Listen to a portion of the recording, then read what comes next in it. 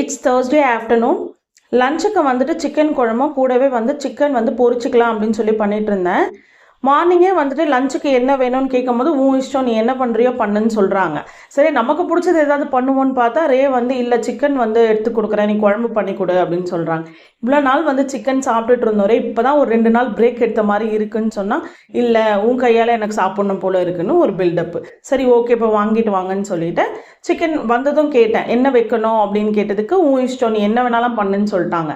சரி ஓகேன்னு நான் குழம்பும் வந்து 65 ரெடி பண்ணிட்டு இருந்தேன். அப்போ தான் பாட்டிமா வந்துட்டு ஏன்டா ரசம் வச்சுட்டு தொக்கு பண்ணியிருக்கலாம்ல.